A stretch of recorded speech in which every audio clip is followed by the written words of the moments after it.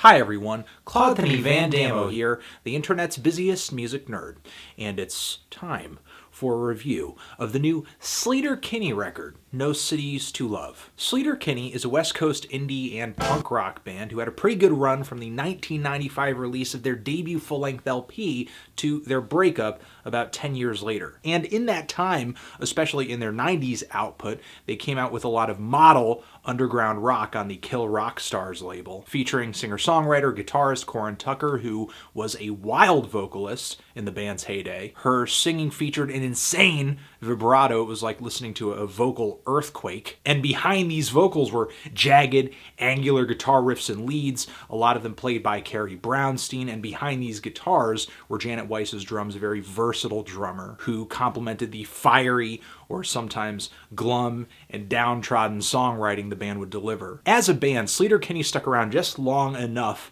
for indie rock's rise to semi-mainstream popularity in the mid-2000s. And they closed their decade-long run out with their most ambitious album yet, The Woods. This record was heavy, sonically and emotionally. Plus, it was their most detailed, winding, and expressive set of songs yet, which is really saying something considering their previous material. But after this album, after the band's breakup, they didn't leave us completely. Corin Tucker brought us the Corin Tucker Band, as well as other projects. Janet drummed and recorded with a handful of different artists like the Shins, Connor Ober, she played with Quasi, and the very recent Wild Flag, which also featured Carrie Brownstein, who had been spending a lot of time writing for various publications, NPR Music. Of course, she starred in a very popular TV show of her own creation, Portlandia. But now, with their first LP turning 20 years old, and their breakup essentially lasting just 10 years,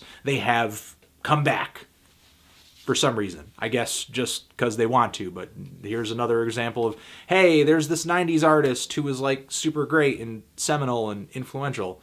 They come back, yay! So this return album is just 10 tracks, about 30 minutes long. Sleater-Kinney is obviously not looking to overstay their return. And stylistically, they seem to kind of be just going back to basics, stripping away some of the long-winded experimentation from their last full-length LP. Even though in a sense that might seem a little regressive, Sleater-Kinney doesn't really come through feeling like they are trying to pull together a throwback here, or that they're trying to relive the past. And that's because the songwriting on this LP is sort of sophisticated. The mix feels very modern, clean, clear, punchy. The songwriting is pretty detailed, and I think the lyrics for the most part are pretty self-aware and timely for a band that is as old as Sleater-Kinney is, for a band that is making their comeback with this record. I think it's safe to say that indie rock as a movement was more exciting when Sleater-Kinney broke up than it is now upon their return. The genre is no longer as volatile as it used to be. Now it's established and it's a little more calculated. Despite that though, Sleater-Kinney has no lack of enthusiasm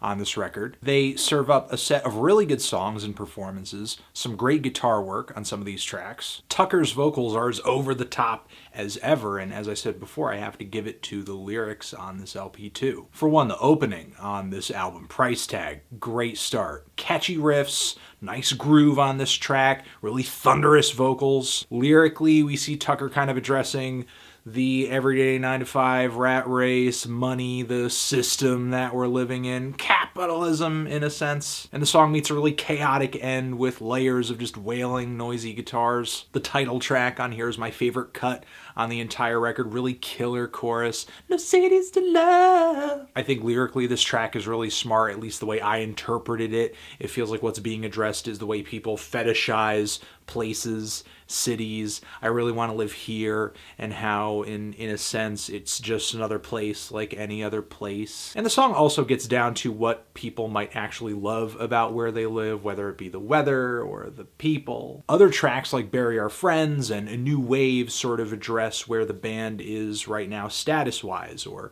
artistically, or where they sort of see the artistic community that they thrived in at. Especially with A New Wave, where the band delivers one of my favorite lyrics on the entire LP, inventing our own kind of obscurity. Really great dance groove on the verses on this track. The song has a really peppy start, peppier than any other song on the record, I think. Sleater-Kinney sounds really happy to be back. This is a really upbeat record, which is a real emotional change of pace from The Woods. And there's the song Hey Darling too, which makes a very direct statement about fame, saying that it leads to mediocrity, which again points to that whole self-awareness thing, and Sleater-Kinney seems to be doing their best to avoid it. But I don't think trying always leads to success here. For one, the song Fangless, yeah, a little fangless, while one of the lead singles off of this thing, Surface Envy, seems a little too eager to write and deliver a fist-pumping sing-along rock chorus. Then the closing track on here just feels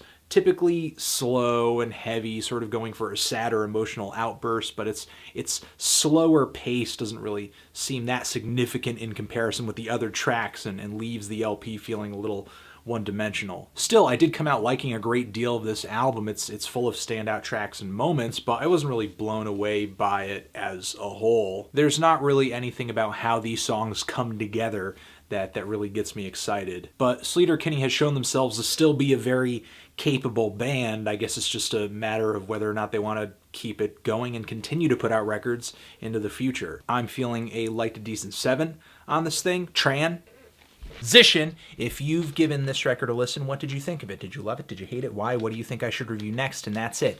Anthony Fantano, Sleater-Kinney, No Cities to Love. No Cities to Love. It's a good song. Forever